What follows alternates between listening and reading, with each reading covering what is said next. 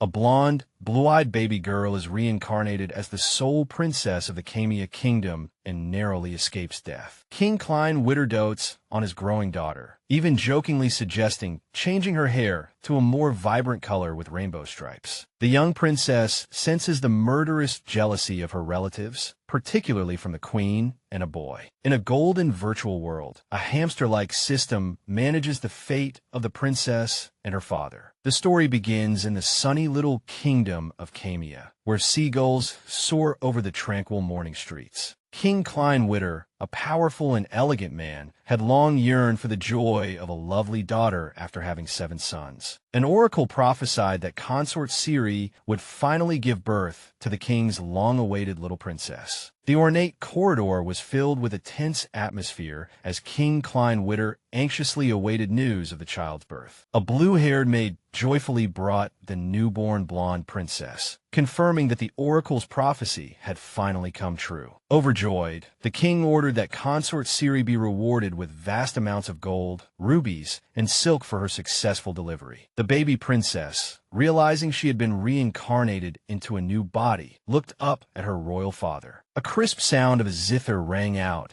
as the blonde consort, Sibia, concealing her true feelings with a fan, offered her congratulations. The king demanded that his daughter be brought to him immediately, while the court watched his unusual enthusiasm. Suddenly, with a sharp crack, a shoe stepped on a stray bead. On the slick floor, the blue-haired maid lost her balance, and the baby princess was thrown into the air. The little girl, terrified, clutched her blanket, fearing her new life would end before it had truly begun. With a pop and a flurry of pink petals, a hamster wearing sunglasses appeared, announcing its debut as the little princess system. Time stood still, and the blonde baby wondered if this strange floating mouse was responsible for the scene. The hamster system became furious, stomping towards the baby and demanding she show respect for her guide. The system insisted it was the most handsome guide in the universe, but the baby remained unimpressed. The baby mocked the system, resulting in a deduction of gold coins from her balance as a humorous punishment. Wearing a graduation cap, the system explained that completing missions would earn gold coins, which could be exchanged for life-saving rewards. The system presented a horrifying scenario where her father was a tyrant who killed every woman he met. A second grim option depicted the king viewing women as worthless ants, leaving the little girl in utter despair. Finally, a heartwarming scene showed the king doting on his child, which the princess found more to her liking. The greedy system charged a hefty price for these destiny options, leaving the infant host in massive gold coin debt. The system flamboyantly confirmed the payment and began executing the chosen daughter-doting fate for the king. In midair, the baby realized the doting father would never let her fall anyway and tried to cancel the expensive plan. Consort Sibia watched the falling child with a cold, triumphant smile, cursing the princess to go to hell sooner. With a flash of divine light, King Klein unleashed powerful magic, catching his daughter just before she hit the ground. The court was shocked that the king would expend his limited magical energy just to save a falling baby. The blonde baby watched in awe at the shimmering butterflies and golden light of her father's protective magic. Caught safely, the princess listened as the shocked guards explained that the king only used this kind of magic in the most critical situations. The king looked at the rescued child, his expression still cold and solemn. He held the baby tightly and stared down the court, challenging anyone to question his use of power. The king silenced the entire hall by declaring his daughter's life the top priority as he justified his magical intervention. The princess was delighted, realizing the system had told the truth and that her father now truly showed his doting nature towards her. The hamster sneezed, gloating that it had tricked the baby, as it knew the king would have saved her anyway. Peace returned to the palace of the Kamiya kingdom as the afternoon sun shone on the magnificent white spires. The king's gaze softened as he looked at his daughter, making her feel optimistic about her new royal life. The king's benevolence vanished as he turned to the guards and ordered the execution of the midwife who had dropped her. The blue-haired midwife fell to her knees in despair, explaining that she had stepped on a mysterious object on the floor. The king discovered the bead and coldly ordered his guards to find its owner and execute them along with the midwife. Consort Sibia and the midwife looked at each other in utter terror as the king issued his merciless decree. Consort Sibia fell to her knees, begging for mercy and claiming the dropped bead was just a tragic accident. The baby princess, horrified by her father's cruelty, decided to intervene by bursting into tears. The king asked if she was scared and wiped the tears from the baby's face. He reluctantly spared the women's lives, as his daughter seemed to wish it, and ordered them to leave his sight at once. The two women's souls rejoiced as they narrowly escaped the gallows. The queen of the Kamiya kingdom watched the baby's influence with growing hatred, vowing that the princess must not be allowed to live. King Klein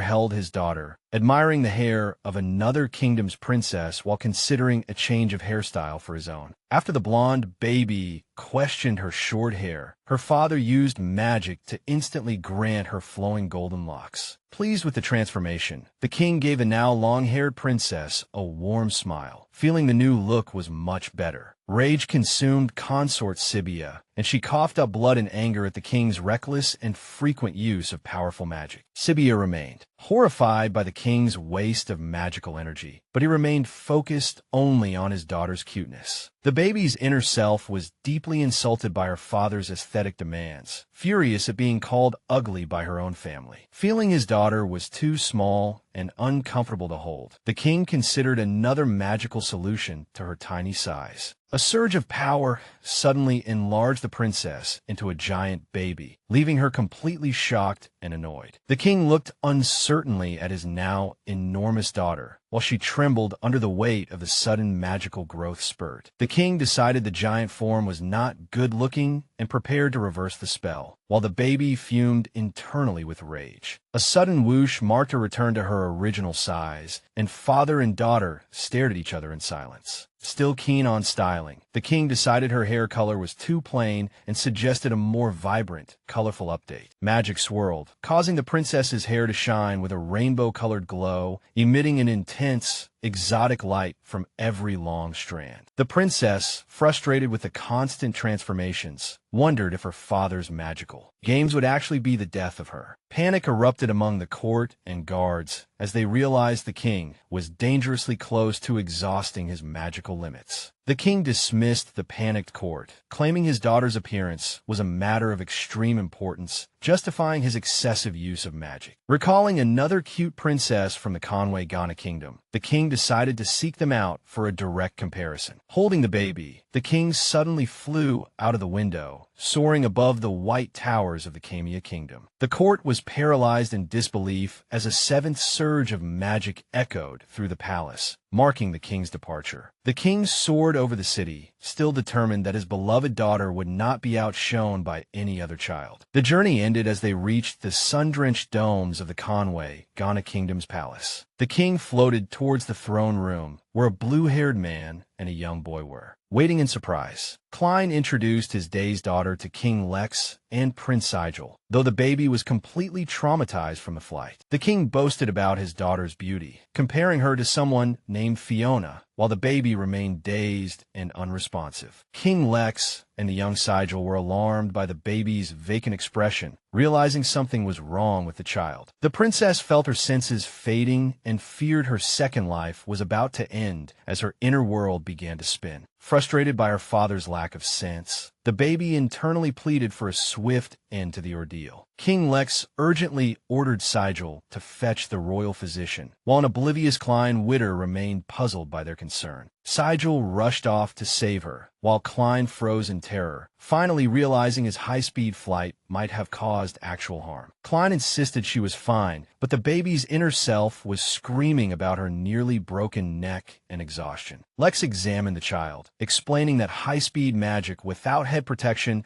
was extremely dangerous for a fragile newborn. Fear gripped Klein as Lex pointed out the potential brain and vertebral damage his careless and reckless handling could have caused. As Klein panicked about her future, the princess internally blamed her stupid dad for the potential consequences. Sigel returned with the royal physician, a stern old man carrying a holy book to treat the injured baby princess. The doctor was horrified after examining the child, loudly questioning what kind of madman would abuse an infant so. The doctor's harsh words struck Klein like physical arrows, causing him to cough up blood from the well-deserved verbal assault. Prince Sigel pitied the suffering infant, while her inner spirit desperately called for the system to stop this nightmarish procedure. The hamster system appeared, reminding her of her debt, and insisting the surgery was the only way to a full recovery. To counter the greedy mouse, the indebted princess frantically asked the system how to earn more gold coins. The baby's inner world showed other princes bowing to her, a scene so ridiculous she spat out water in shock. Overwhelmed by the situation, the blonde princess cried into a handkerchief, feeling unable to bear the weight of her fate. The scene switched back to the majestic palace of the Kamiya kingdom, with the morning sun illuminating its golden domes. The princess, now named Viola Cheryl Witter, recovered in her crib after an arduous 5-hour magical surgery. A flashback showed the king using magic to preserve her life during the operation, still obsessively asking if her hair was beautiful. Sigel, dispatched by his father, watched over the baby sleeping in her ornate crib to ensure Klein caused no further harm. The hamster system warned the princess that the upcoming surgery lacked anesthesia, promising extreme pain in the future. Finding the price too high, the baby pleaded for a discount, but the system offered credit based on her beauty instead. Stressed by the mouse's schemes, the princess realized she had to make the king dote on her to earn more gold coins. A sudden crack echoed as Cheryl moved her head, prompting a worried Sigel to warn her about her fragile neck. A panicked Sigel ran to call for Uncle Klein, shouting that the princess seemed to have broken her fragile neck. Cheryl woke up in her crib, confused and wondering if she had broken her neck again, while her pain inhibitors kept her calm. A brown-haired boy approached the crib with a threat, suggesting no one would suspect her death since she had already broken her neck. The boy lunged with a cruel smile, while the helpless blonde girl watched in absolute terror. Suddenly, hearts filled the air as the boy froze, overwhelmed by the baby's unexpected and immense cuteness. The boy, conflicted, wondered if he could really harm such an adorable child, despite his mother's prior orders. Afraid of being beaten by his mother, the boy poked the terrified Cheryl's cheek while trying to decide her fate. From the baby princess's perspective, the boy looked like a horned demon, taunting her with his plan to kill her. A hand stroked the girl's head, but Cheryl refused to wait for a savior and vowed to save herself immediately. Determined to escape her tragic fate, Cheryl psyched herself up before attempting to flee the crib. A heavy thud echoed as the baby fell from the crib, shocking the boy who watched her fall out. The boy ran in a panic to find his mother, convinced the princess had just committed suicide by jumping from her bed. Stuck on the floor, the blonde girl realized she couldn't move and wondered what had happened to her tiny body. The king and the doctor rushed into the room, with the king urgently asking who had caused his daughter's injury as the doctor, examining her, grimly announced the little princess had managed to break all of her bones. Despite the doctor's dire medical diagnosis, Cheryl remained remarkably calm under the effects of her pain inhibitors. A magical aura surrounded the girl as she floated to the king, giving him a sweet and innocent smile. The king held his daughter tightly, asking if her condition was serious, while she looked at him with curious eyes. The doctor warned that Princess Cheryl's current condition was extremely poor and that she might not survive without immediate and proper treatment. The king flew into a rage, ordering his guards to find the culprits and hang them for daring to harm his precious child. Cheryl wondered if she was really going to die, unable to reconcile the doctor's terrifying words with her complete lack of pain. Seeing his daughter's happy expression, the king noted that her condition didn't seem as serious as the doctor claimed. A lightning bolt struck as the doctor concluded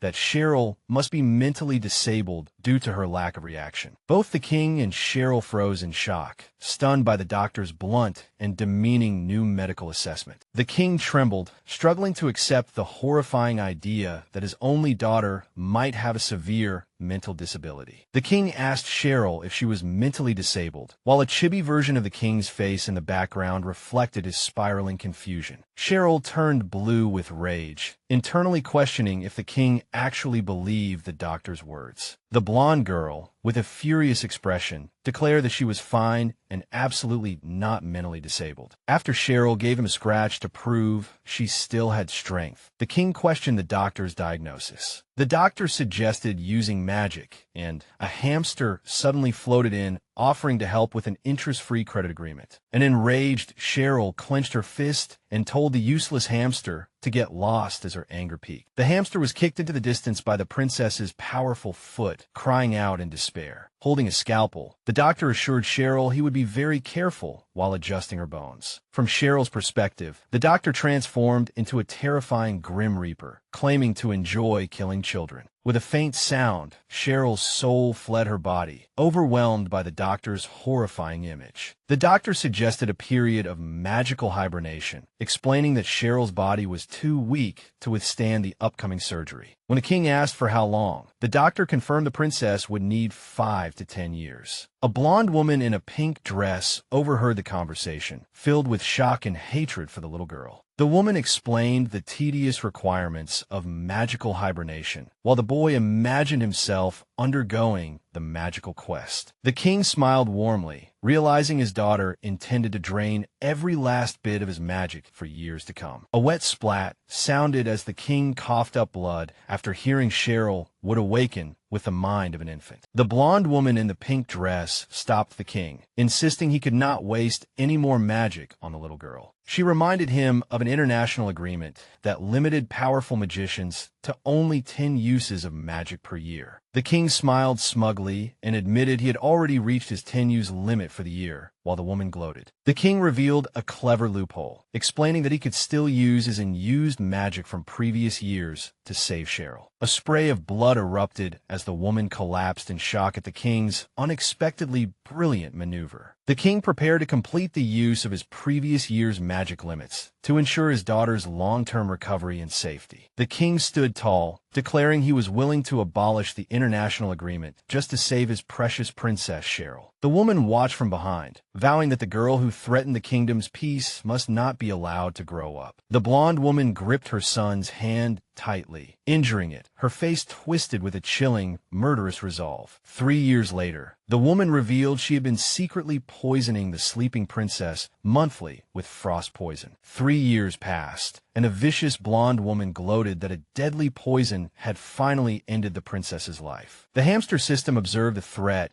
and activated an expensive ice magic cheat code to save its sleeping host. After a surge of magic, the hamster declared the mission complete and demanded a huge payment in gold coins. Later, a surprised exclamation point appeared over the hamster's head as a blue-haired boy entered the sunny room. A soft glow emanated as the system carefully concealed a mysterious snowflake mark that had appeared on the sleeping girl's forehead. Sigil approached the crib, unaware that only the princess could see the tiny hamster system floating nearby. Overcome with guilt for his past failure, Sigil gently touched the sleeping girl while the hamster schemed a profitable plan. The greedy hamster was ecstatic, earning gold coins simply because the prince touched the princess during her long slumber. Sigil lamented the doctor's grim prognosis that the girl might remain in a permanent, disabled sleep for 10 years. The blue-haired boy looked deeply distressed, worried the princess would be abandoned and alone due to her mental condition. With determination in his eyes, the boy declared he was willing to stay by her side, no matter what her future held. Sigil vowed to take full responsibility for her life, prompting the shocked hamster to spit out water in shock. The boy sensed the hamster's invisible presence, wondering why he felt like someone was silently cursing him. Sigil decided to leave before King Klein arrived for the mandatory magic transfer for the sleeping Cheryl. After the boy left, the hamster watched in confusion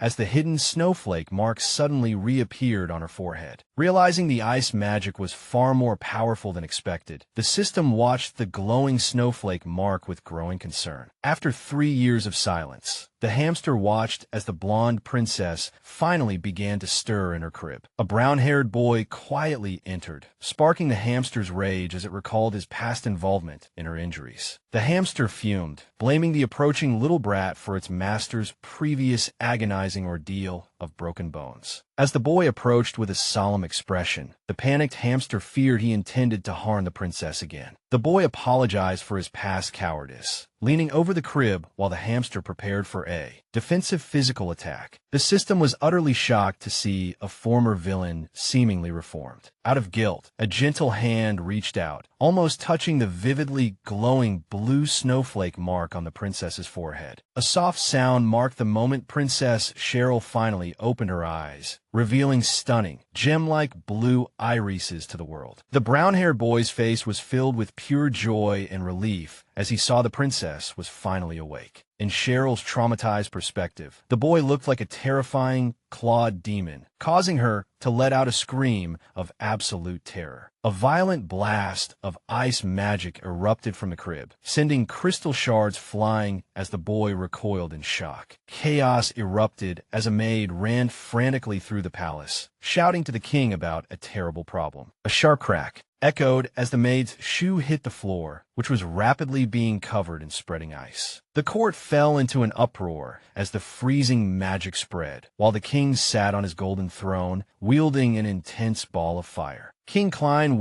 demanded to know who dared to use such powerful magic in his palace. A loud bang rang out as fire met ice, and the maid realized the source was the newly awakened princess. The courtiers gasped, questioning in disbelief how the girl could possess such power after 3 years of deep magical sleep. The king smiled confidently, effortlessly extinguishing his flame as he realized his daughter was the source of the magic. Klein let out a hearty laugh, expressing immense pride in his daughter's talent and her sudden display of immense magical prowess. The blonde princess floated amidst a blizzard of swirling snowflakes, revealing a majestic and wild aura of ice magic. The hamster ran around in a panic as its master's power raged out of control, while Cheryl remained trapped in the whirlwind. A sudden whoosh heralded the appearance of a giant fire serpent, shocking the little hamster as the king intervened with his magic. The intense heat melted the ice, and Cheryl gazed up in confusion as the magical storm finally began to dissipate. King Klein stood with royal grace, warmly welcoming his daughter back after a long 3-year slumber. Sibia and her companions were consumed with rage and shock, while the king praised his big baby for her incredible power. Klein affectionately caressed Cheryl and asked for a kiss, but the princess responded with a look of annoyance. A loud smooch rang out as the king kissed her anyway, causing Sibia's group to cough up blood in frustration. Princess Cheryl looked down with a cold and determined gaze, seemingly unimpressed by her father's overly affectionate and doting behavior. Sibia and her handmaidens trembled as they realized the king was reacting to the princess's silent accusation. With a playful smile, Klein introduced himself as her father, trying to bridge the gap after a long absence. Cheryl's memory drew a blank as she struggled to process the word father, looking at the man with genuinely confused eyes. The king maintained a gentle and handsome expression, waiting for his daughter to recognize and accept his royal presence. The hamster celebrated earning a large sum of gold coins, gloating that the king had made a very good impression on his daughter. A loud thwack rang out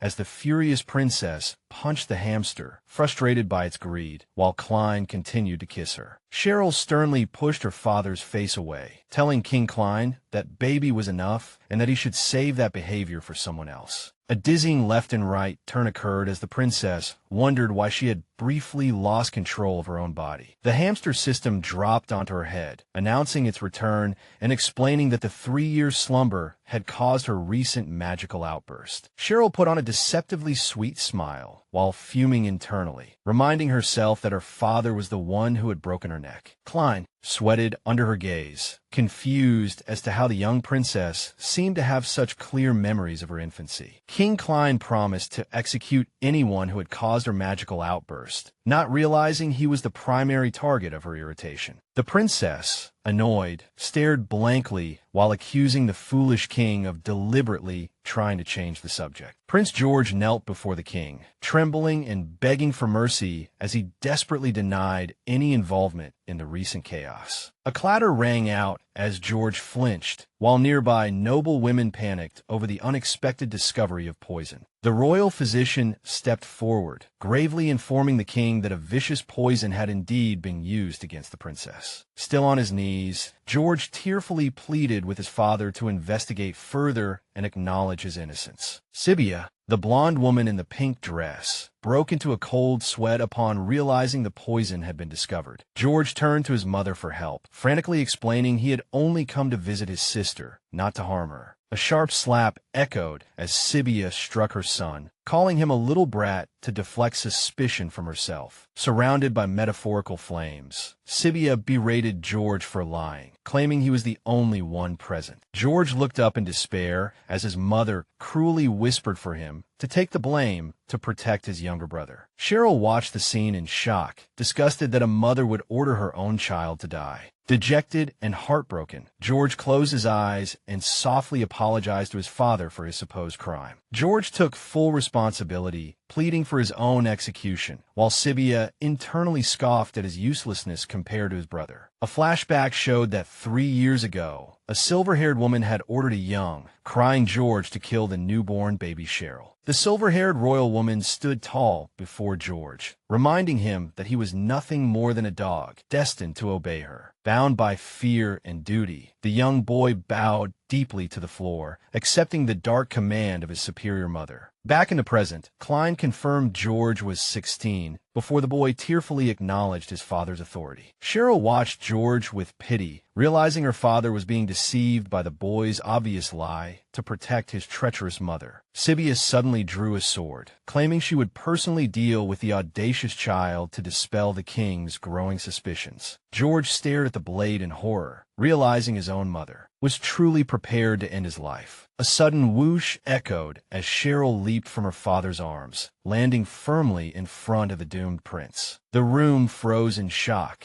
as the king, George, and Sibia were all surprised by the princess's sudden protective intervention. Consumed by murderous rage, Sibia swung her sword, telling the little bitch to go to hell. A double swoosh echoed as Cheryl raised her hands, summoning crystal snowflakes and a surge of ancient ice magic. With a loud, freezing sound, the princess encased Sibia in a massive block of ice, stopping her mid-swing. Cheryl looked at her hands in amazement, thrilled to have instantly frozen the villain with her newfound powers. The hamster celebrated the success of the cheat code, but demanded a staggering payment of over 88,000 gold coins. Fed up with the insidious rodent and its exorbitant prices, the princess sent the hamster flying with a single punch, telling it to get lost. George stared in disbelief at the frozen woman, asking what the little princess had just done. Cheryl gave a mischievous wink and stuck out her tongue, retorting if Aunt Sibia was blind, as she was clearly saving someone. Trapped in the ice, Sibia fumed with rage, unable to believe how sharp the girl's tongue was. Cheryl playfully covered her ears, claiming she couldn't hear or see anything because the wind was just too loud. A whooshing sound echoed through the hall as the court members stared in dead silence at the completely frozen Sibia. The high-ranking royal women worried that the princess's sudden display of magical talent would shift the king's favor entirely to her. The silver-haired woman stood like a queen on a chessboard, concluding they had to find a way to get rid of Cheryl. Klein stopped at the doorway, surprised to hear Cheryl insist that she liked George and wanted to keep him alive. Princess Cheryl hugged the king's leg, using her charm to distract him from his earlier anger. Completely captivated, King Klein softened at his daughter's adorable attempt to win her father's affection. With a gentle squish, the king knelt down and affectionately pinched Cheryl's chubby, cute cheeks. Cheryl called out to her father cheerfully with a brilliant smile, fully embracing the role of the favored princess.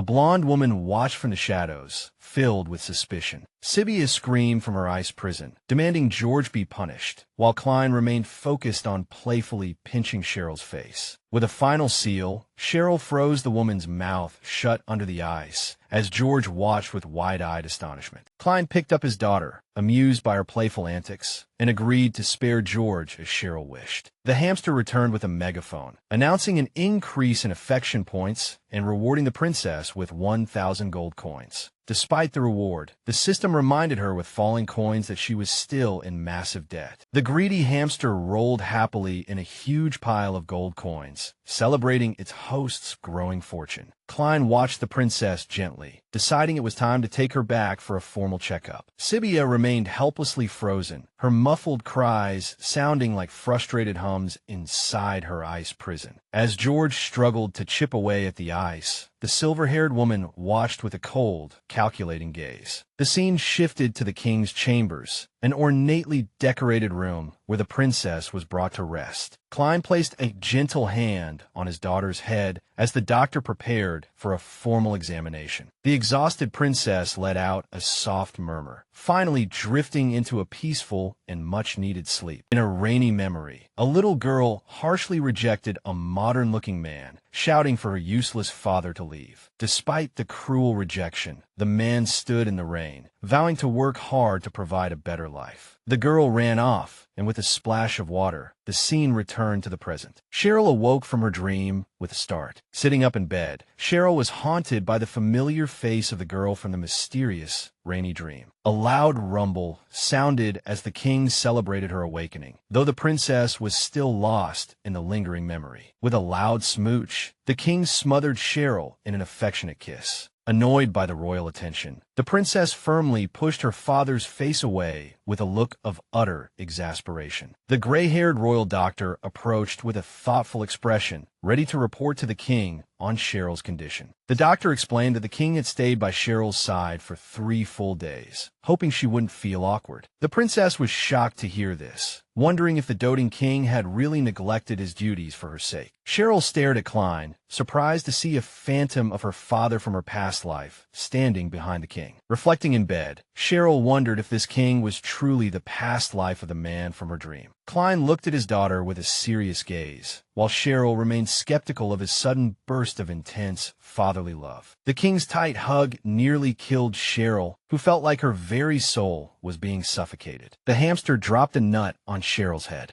urging her to use the king's affection to pay off her debt. Thinking of the 70,000 gold coins she owed, Cheryl responded with a huff, just as another nut hit her on the forehead. Furious, Cheryl grabbed the hamster, demanding to know if it had been scamming her since she was a baby. The hamster broke out in a cold sweat, terrified that its host had finally seen through its greedy and deceptive schemes. A frantic shout echoed through the hall as a maid announced in a panic that consort Celine had attempted suicide again. Klein immediately turned, taking Cheryl from the room as the situation grew grim. Cheryl's heart sank as she realized the woman in danger was in fact her mother, a person she barely remembered. The hamster system gave a mischievous wink, confirming that the woman was indeed the princess's biological mother. The hamster system revealed that during the 3 years the princess was asleep, Cheryl's mother, Celine, had attempted suicide hundreds of times. Cheryl processed the dark news about her mother, seething internally with the doting king and panicked hamster nearby. The princess questioned whether she really owed the hamster money for saving her mother's life. The hamster system looked quite smug, indicating it would be more than happy to accept any token of gratitude. Noticing a bowing maid, Klein decided to grant her request, allowing her to take Cheryl to see Celine. While being carried to the palace, Cheryl admitted that no matter how many other wives the king had, Celine was her true mother. Klein looked down at his daughter with a serious expression as they approached the consort's palace for the reunion. Determined to understand her family's dark history, Cheryl's jewel-like eyes shone with a mix of hope and focus. The princess realized her mother might have developed depression after the trauma of childbirth and Cheryl's subsequent coma. Cheryl felt a pang of sympathy, imagining the immense pain her mother must have endured while her child slept in ice. As they entered Celine's palace, Cheryl grew resentful, wondering why the king had never visited her mother during her struggles. The princess shot Klein a cold glance, mentally labeling her father a scumbag for neglecting his grieving wife. They finally arrived at consort Celine's palace, where the elegant woman stood waiting in the magnificent hall. Struck by her mother's radiance, Cheryl wondered if her mother had been this beautiful in her past life as well. Held in her father's arms, Cheryl looked at Celine with a nervous yet expectant expression, hoping for a warm connection. A vision of Celine wearing a butterfly hairpiece appeared, rising gracefully from a bed in the palace. Cheryl let out a soft gasp, watching the memory of her mother, moved by the woman's ethereal and gentle beauty. Klein lifted Cheryl high into the air, but the princess expressed her displeasure with a sharp kick. Klein suddenly pulled Cheryl into a tight hug, showering his beloved princess with suffocatingly affectionate attention. In her father's powerful hold, Cheryl forced a strained smile, claiming she was perfectly fine. Surrounded by hearts, the doting king continued his emotional onslaught, leaving the princess feeling completely overwhelmed. Cheryl pushed her father away, firmly telling the king to stop calling her darling. The system was already celebrating her rising influence, rewarding Cheryl with 80 affection points and 800 gold coins. Despite the reward, the hamster reminded the princess that she still had a massive debt to pay. Furious and in tears, the hamster threatened to withhold important information unless Cheryl paid 100,000 gold coins. Cheryl cursed the system as trash, wondering what secret the greedy rodent was trying to keep from her. A close-up showed Celine's jewel-like purple eyes narrowing with cold, calculating determination. The atmosphere in the room grew heavy as Klein and Celine faced each other, with the princess observing from the side. A sudden cold wind swept through the hall, sending a shiver down Cheryl's spine as she sensed the shift in atmosphere. Cheryl watched Celine crying on the floor, deeply troubled by her mother's profound and visible sorrow. Observing her mother, Celine, through her own eyes, the princess perceived the woman's deep and evident sadness. Moved by her mother's radiance, a chibi Cheryl decided she desperately wanted a warm, motherly hug. Looking at her mother, the little princess suddenly found herself shedding unexpected, crystalline tears. Cheryl rubbed her eyes, feeling a wave of confusion as she wondered why she was suddenly crying. The hamster system wiped away its own tears, explaining that Cheryl's longing for a mother from her past life was surfacing. To celebrate this emotional breakthrough, the golden hamster floated happily against a backdrop of twinkling stars. A sudden thud sounded as a giant, pink fist humorously struck the distracted princess. With a gentle "down you go," King Klein placed his daughter on the floor to meet Celine. Determined to get a free hug from her mother, Cheryl stretched out her arms with a resolute look. Celine tried to touch the king's hand, but her advance was blocked with a sharp slap. With a loud thud, the princess fell backward. Falling backward, the princess successfully dodged her mother's seemingly insincere affection. Celine clung to Klein's arm, feigning fear, as the princess watched the dramatic scene unfold. Drowning in tears, Cheryl had an exaggerated emotional breakdown, complete with a humorous song playing in the background. The hamster got back to business, informing the princess that a hug would now cost 5,000 gold coins. Cheryl yelled in frustration, asking the greedy system why everything was so expensive. As gold coins rained down, the hamster celebrated its growing fortune, promising a warm, motherly hug. The princess clenched her fists and lowered her head in silence, processing the emotional manipulation from everyone around her. The hamster shrieked in terror, watching the princess's gullibility meter plummet to zero. Cheryl wiped away her last tear, reminding herself that this woman was not her real mother from her past life. Celine desperately clung to the king, trying to use her charm to win back his wavering favor. Klein coldly pushed Celine away once more, while the princess continued to cry silently. Klein coldly shook off Celine's hand, his expression filled with absolute disgust for the consort. Stunned by the rejection, Celine froze, clutching her heart and stammering in disbelief. Celine quickly recovered, telling the king she only wanted to hug and kiss her precious daughter. the elegant mother opened her arms, inviting Cheryl forward for the long-awaited hug. The hamster grumbled angrily, having just lost a significant amount of income on the free hug. Internally, Celine worried that the magically gifted princess might accidentally freeze her during the hug. Celine approached the child, claiming she hadn't loved her daughter properly, and reached out to embrace her. To everyone's shock, Cheryl firmly pushed her away, rejecting the hug because of a fake perfume scent. Celine seethed internally, wondering how her own child dared to be so blatantly disrespectful to her. The hamster had a minor breakdown, demanding compensation for a can of soda it lost in the commotion. Celine stood before her daughter, offering to repeat herself if the little princess hadn't understood what she'd just said. Cheryl pointed firmly at her mother, declaring she was allergic and demanding the woman stay away. The mother listened to Cheryl's command with a crestfallen expression. As Celine froze in disbelief, a chibi Cheryl huffed in clear, stubborn defiance. A sudden snort echoed in the room as King Klein struggled to hold back his laughter at the scene. Celine looked up at the king with a hurt and questioning gaze, asking why he found the situation amusing. Klein affectionately hugged Cheryl, calling her his beloved treasure, while the princess looked completely fed up. As hearts surrounded the king and princess, a frustrated chibi, Celine, fumed at their close bond. With a sudden splurt, Celine spat out a mouthful of red liquid in utter shock. Klein announced that Celine wouldn't be killing herself, then picked up his daughter to take her back to his palace. Celine collapsed to the floor, calling out for His Majesty as she watched her daughter being taken away. The desperate mother grabbed the king's cape, begging him to let Cheryl stay a little longer. Klein asked if she wanted to stay, but the princess's room-shaking no left the king completely enchanted. The king's face beamed with joy after confirming that Cheryl truly didn't want her mother. The hamster system asked its host why she had suddenly rejected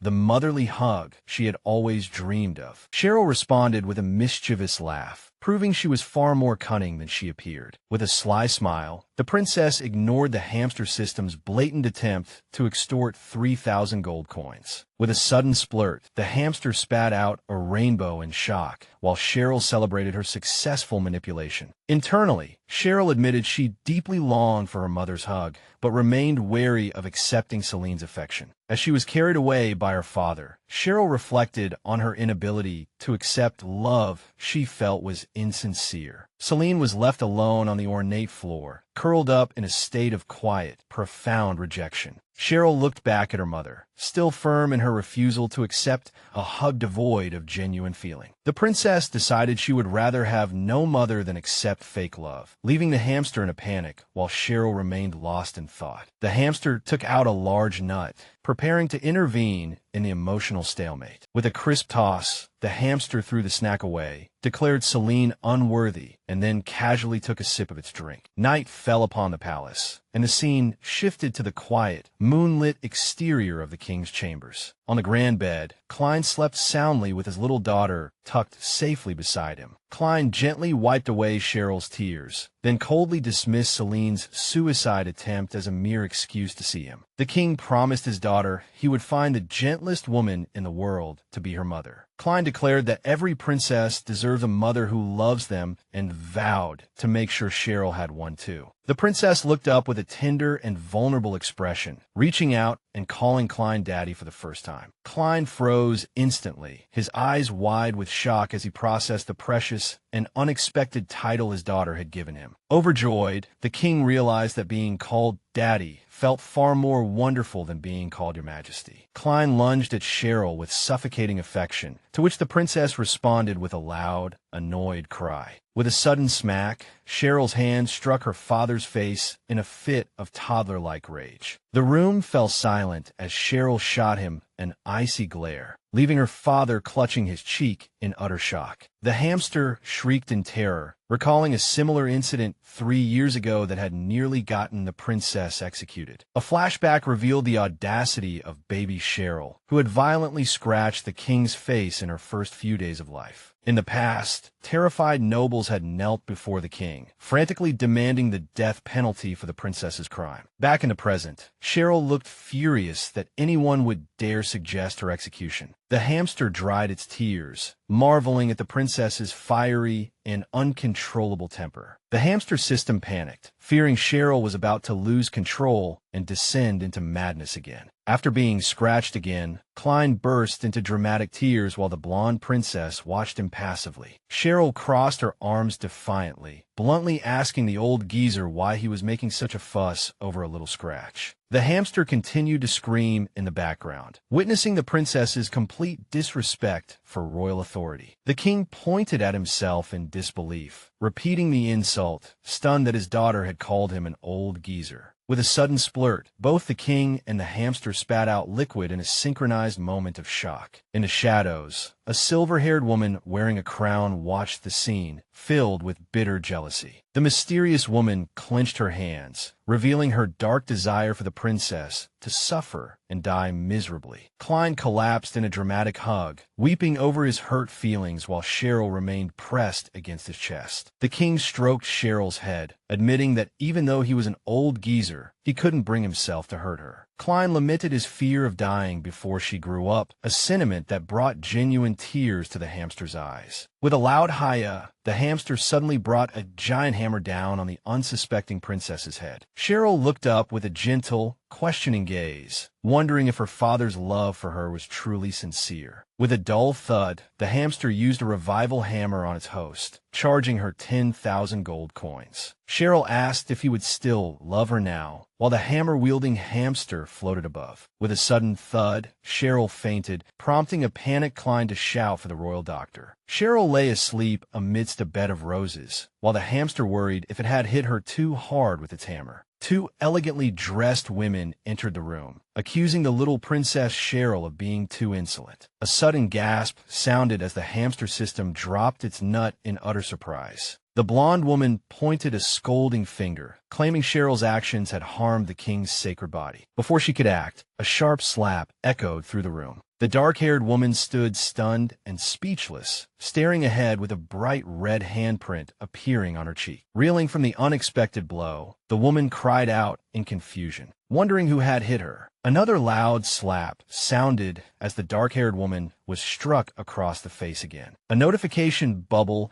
questioned the audacity of the princess for daring to strike a royal consort. The blonde woman watched in horror as her companion clutched her stinging, swollen face in pain. With a sudden, stinging slap, the blonde woman was also struck by the invisible magical force. The blonde woman gasped, realizing she too had been slapped just like her companion. The woman froze in disbelief, her hands trembling as she processed the physical assault. Another sharp slap sounded as Cheryl continued her relentless magical barrage against the two intruders. The blonde princess floated gracefully in the air, mockingly confirming that she did, in fact, dare to hit them. With a soft thud, Cheryl returned to the ground as the hamster watched the scene unfold. The dark-haired woman, clutching her face, told Cheryl she had officially crossed the line. The princess looked down with a slight frown, briefly admitting she might have gone a bit too far. A sly and cheerful grin spread across Cheryl's face, ready to double down on her defiance. Cheryl bluntly shrugged and asked, "So what?" while the blonde woman trembled in the background. The blonde woman demanded an immediate apology, insisting that hitting someone was wrong regardless of royal status. Internally, the blonde woman realized she couldn't win against the girl's magic on her home turf. She decided to force an apology from the princess before reporting her violent behavior to the king. Unfazed, Cheryl, with a cold and calm expression, advised the two women to leave the room immediately. Cheryl began to levitate in midair, surrounded by swirling magical energy, and issued one final dark warning. As the hamster panicked, Cheryl threatened to leave more marks on the women's ugly faces. The little princess turned toward her crib, continuing to order the intruders out of her sight. Cheryl looked back with cold, glowing eyes, commanding the two women to get out of her sight. Celine arrived, asking why Cheryl was beating her father's royal consorts so violently. As they stared at each other in silence, the two beaten women looked to Celine for support. Celine held back a laugh, mockingly pointing out how deep the handprints on their faces were. Feigning distress, Celine noted that their physical injuries would likely take weeks to fully heal. The two consorts wailed in despair, afraid their disfigured faces would make them unpresentable. The blonde woman clutched her cheek, worried about her appearance at the upcoming royal banquet. Cheryl mockingly asked the women why they had come if they were just going to get hit in the first place. Enraged by the constant humiliation, the two women burst out in synchronized frustration. Celine ordered her daughter to apologize, leaving the consorts confused by her sudden show of mercy. Cheryl looked up with an expression of pure, stubborn defiance, questioning the demand for her to apologize. Celine insisted that hitting people was wrong and demanded the little princess ask for their forgiveness. With an annoyed look, Cheryl flatly refused to apologize to the women who had bullied her. Celine tried to pull rank as a mother, asking if her daughter really intended to defy her. Cheryl pouted stubbornly at her mother, reiterating her absolute refusal to back down. The atmosphere grew incredibly tense as Celine looked down at the girl with a sharp, furious gaze. Celine dramatically covered her face in a show of sorrow, claiming Cheryl had deeply disappointed her. The hamster panicked, wondering how its foolish host's soul had become so fragile. The hamster threw a nut, warning any lurking presence not to harm its host,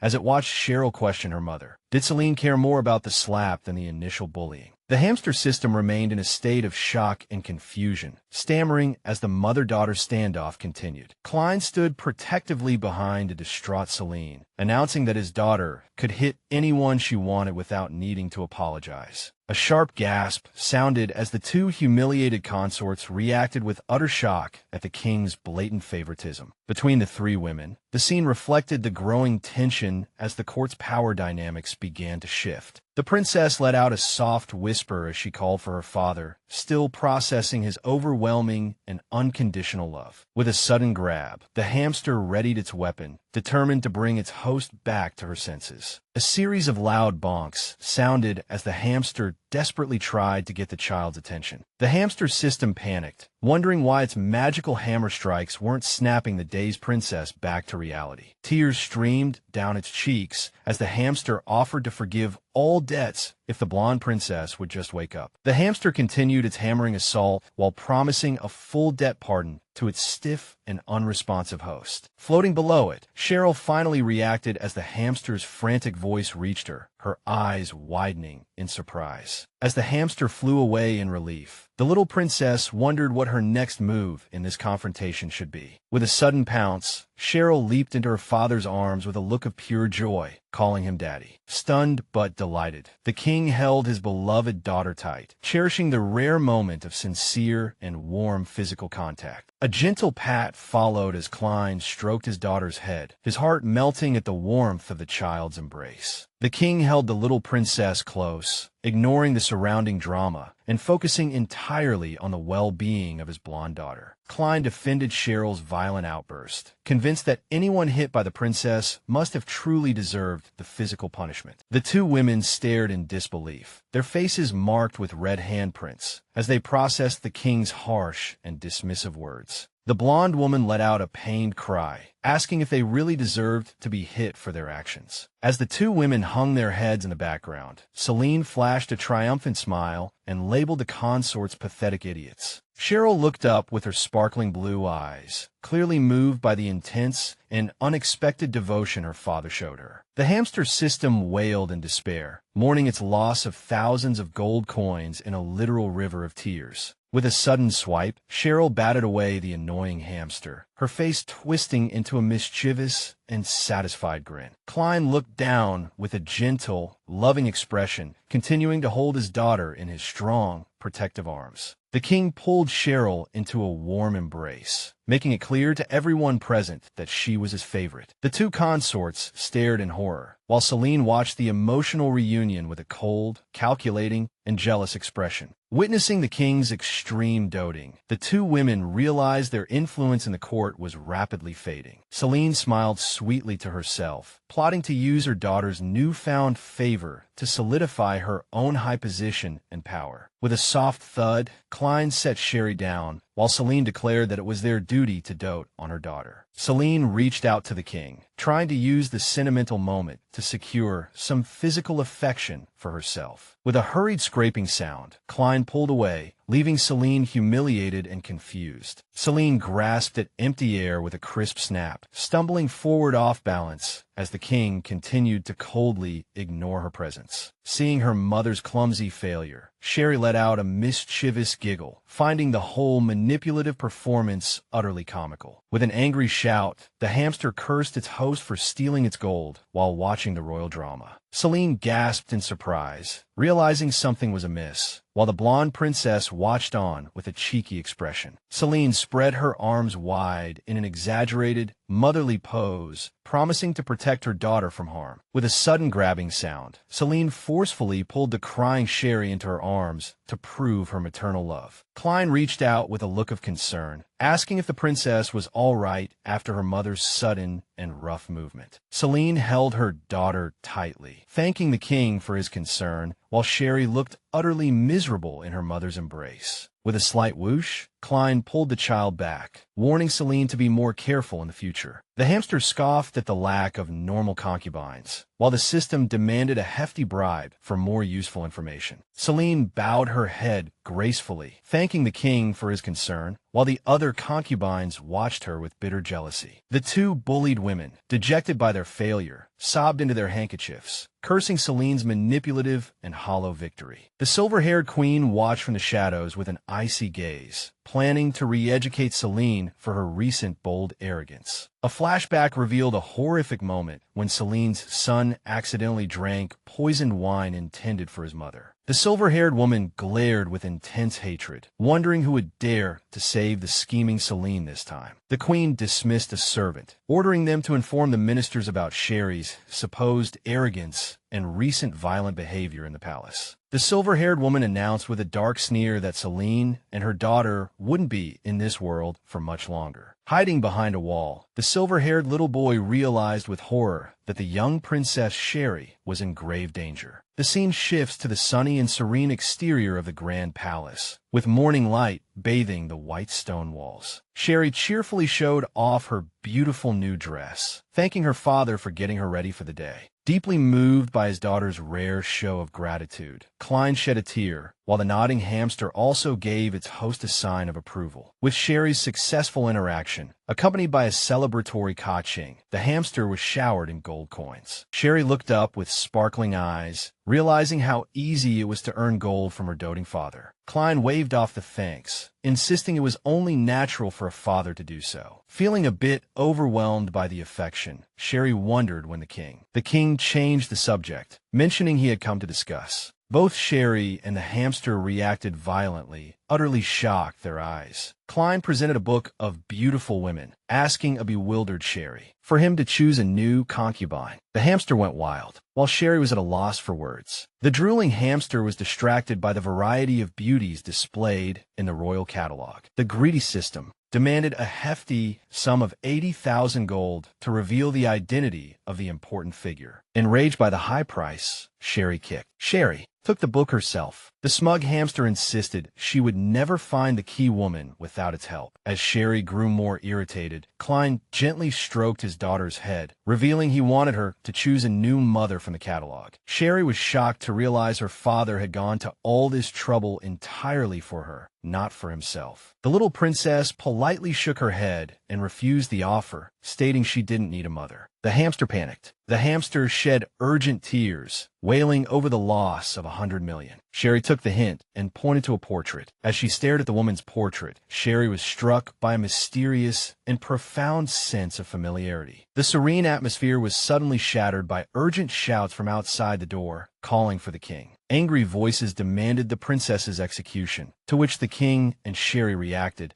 as a blonde minister loudly called for Sheree's execution, claiming she had violated countless. The angry crowd accused Sheree of being a wicked child, and the little princess trembled and stammered as a sudden, terrifying panic began to grip her. A dark flashback revealed cruel silhouettes taunting her as a motherless bastard who survived on leftovers and trash from the streets. Overwhelmed by the trauma, she screamed, and with a loud thud, the catalog dropped as the terrified princess recoiled from the phantom mob. Klein pulled his daughter into a protective embrace, whispering reassurances for his dear baby to be afraid no more. Sheree looked up at her father through teary eyes, still processing his overwhelming, unconditional love. The king knelt before her, promising to never let the fools outside harm his daughter. The hamster let out a heavy sigh of relief, thankful that the terrifying standoff had finally come to an end. Watching the touching scene, the hamster admitted the king was truly reliable in times of real danger. Outside, the blonde minister roared in anger, questioning why the king was ignoring them. Klein straightened his posture, his gaze turning icy as he claimed it was his mercy that allowed them to shout here without being immediately executed. The ministers broke into a cold sweat, realizing the king's words were an implicit and deadly threat. The blonde man threatened collective suicide, vowing to prove their sincerity with their lives. Against Sheree, Klein let out a sharp snort, clearly unimpressed by the minister's despicable attempt at emotional blackmail. The king looked back at his trembling daughter, noticing how terrified she was by the minister's harassment. Klein realized that despite her power, Sheree was still a helpless 3-year-old child who relied solely on him. The king pulled the princess closer, preparing to issue an ultimatum to the rebellious royal ministers. Klein declared that anyone who threatened his daughter again would have their wish to die granted immediately. The ministers collapsed to the floor in terror, their faces pale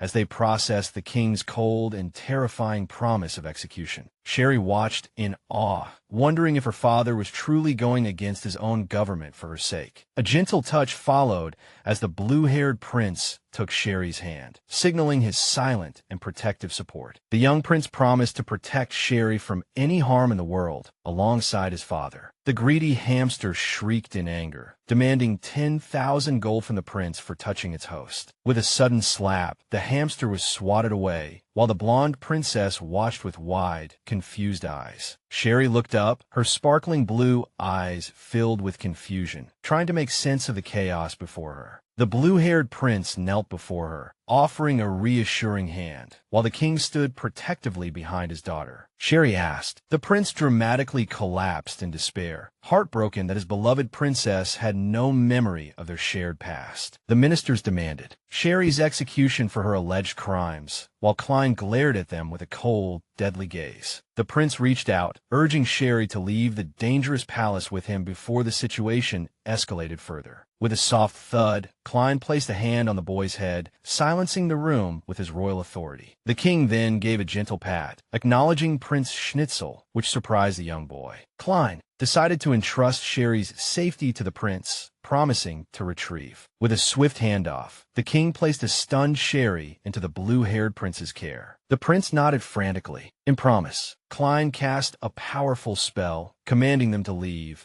and with a brilliant flash of gold, a magic circle glowed beneath their feet, marking the start of the teleportation. Away from the angry, Sheree and Schnitzel looked at each other in surprise as they were swept up in the shimmering light. With a loud "ah," Schnitzel held the crying princess tightly as the king's magic transported them through a golden vortex. The hamster wailed for its host to take it along, flying helplessly over the roof of the grand palace. With Sheree safely away, Klein issued a final, terrifying threat to the ministers, promising them a very. Sheree fell through the air in terror, begging the prince not to let go during their chaotic descent. A desperate and terrified Schnitzel reached out as the unstable magic of the king's spell separated the two children. Schnitzel realized the king's magic was unreliable and could have dropped the helpless princess in a completely random part of the kingdom. With a sudden thud, the prince hit the ground, horrified to find Sheree nowhere in sight. Schnitzel sighed in deep frustration. A cheerful servant ran up, and the prince waved off the escort, giving a thumbs up and ordering his men to begin searching for Sheree immediately. A rhythmic clucking sound. Sheree rubbed gently as the princess wiped her. Looking around, Sheree was horrified to find herself surrounded by dozens of long-feathered farm fowl staring at her. An angry attempt A giant hen lunged forward with a ferocious squawk, terrifying the princess into screaming in utter panic. With a nimble leap, Sheree jumped over a large haystack, barely dodging the beaks of the angry birds. With a sudden whoosh, a small hand shot out from the haystack and grabbed the falling princess. A firm grasp followed as a mysterious figure caught Sheree by her dress and pulled her into the haystack. Outside, the confused chickens scurried about, letting out a loud balk, wondering where their blonde target had suddenly vanished. A cloud of dust kicked up as the mysterious stranger closed the entrance, and the chickens stared at the haystack. Sheree coughed on the dust, asking about the true identity of the mysterious dark-haired girl in the haystack. The beautiful, purple-eyed girl radiated a brilliant glow, watching the princess with intense curiosity. The girl's elegant, patterned dress and dignified posture suggested she was far more than a simple farm girl. The dark-haired girl placed a finger to her lips, shushing Sheree and warning her to stay quiet for her own safety. The sun peeked through a break in the low-hanging clouds, casting a final warm glow. The two girls emerged from their hiding spot, with the dark-haired stranger leading Sheree back into the sunlight. Sheree beamed a brilliant smile, offering her sincere thanks to the mysterious girl for saving her from the hens. The new friends giggled together, realizing they were both covered in hay and looked a mess after their adventure. The purple-eyed girl pointed curiously at Sheree, asking who she was and why she had fallen right out of the sky. Sheree doubted the girl would believe the truth, that she was dropped here due to her doting father's magical mishap. As the stranger laughed at Sheree's apparent lie, the princess questioned why a girl who looked like royalty would be hiding in a haystack. The dark-haired girl nervously asked if Sheree believed her story about a magical mishap causing her to land there. A flashback showed the girl flying through the air, followed by a thud as she fell among the chickens and back into the haystack. The purple-eyed girl finished her explanation, insisting that was indeed what happened to her. Sheree claimed to believe the girl, while mentally noting that her new friend was a downright terrible liar. As the girls sat together, a pampered-looking girl in a pink dress appeared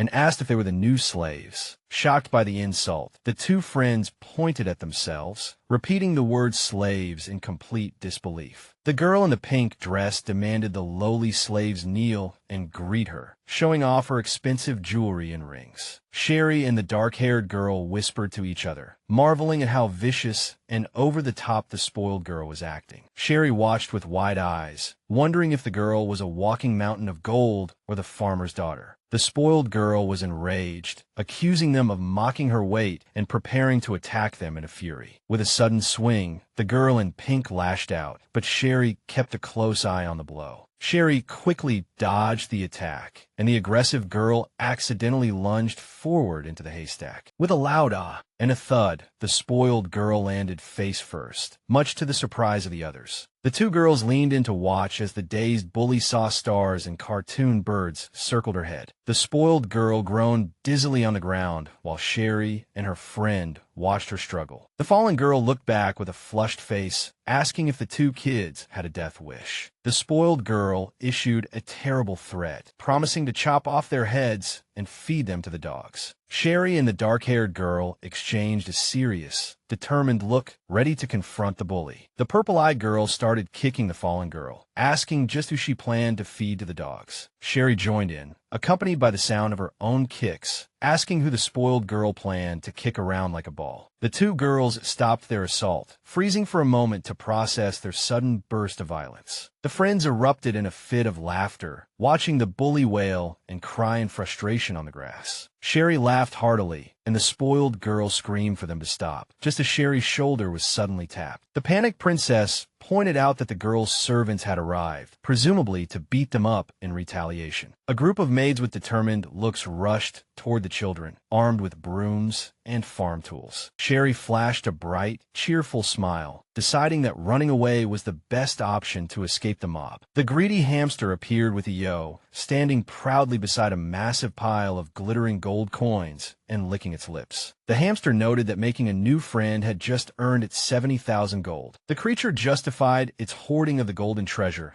by claiming it had exhausted its power to alter the king's path. As the girls ran in the distance, the hamster claimed that all the gold rightfully belonged to it. Later, the spoiled girl sat on a purple throne, chuckling hee as the two friends were brought in, tied up. The girl held a cup, demanding they kneel and kowtow, offering to spare their lives if they complied. Despite being bound by ropes, Sheree glared defiantly at the bully, asking why she should kneel to her. The spoiled girl stood up to confront them, while Sheree and the dark-haired girl remained tightly bound. Sheree closed her eyes and flinched as the girl in pink raised her hand to strike. In a tense standoff, with a sudden bump and fall, the dark-haired girl was knocked over. The purple-eyed girl straightened up and shouted that as a true princess, she would never kneel to a bully. Sheree was awestruck, realizing her new friend was truly a princess and thinking she was cool. The farm girl shrieked in anger, claiming she was the only princess allowed on this farm. A hand suddenly covered the dark-haired girl's eyes as a servant cried out, "My lady." A red-haired maid intervened, suggesting the girl's expensive clothes might mean they were important. With a crisp slap, the spoiled girl struck the maid who dared to offer her advice. The children watched in horror as the bully screamed at the maid, blaming her for trying to lecture her. Sheree's magic began to surge, and she shouted a warning, refusing to let the cruel girl harm anyone else. The scene cuts to a city skyline as a mournful cry of "wah" echoes in the distance. A dark flashback revealed children cornering a young Sheree in an alley as she begged for her father's help. The bullies mocked her father while trying to force a toad into her mouth, laughing at her suffering. The memory was filled with brutal thuds, heavy blows, and cracking sounds as the bullies physically assaulted the helpless little girl. Back in the present, with a massive crackle, Sheree's magic encased the spoiled girl in ice. The dark-haired girl cheered for Sheree's powerful magic, while the hamster watched with a stunned expression. The hamster panicked as it realized a terrifying,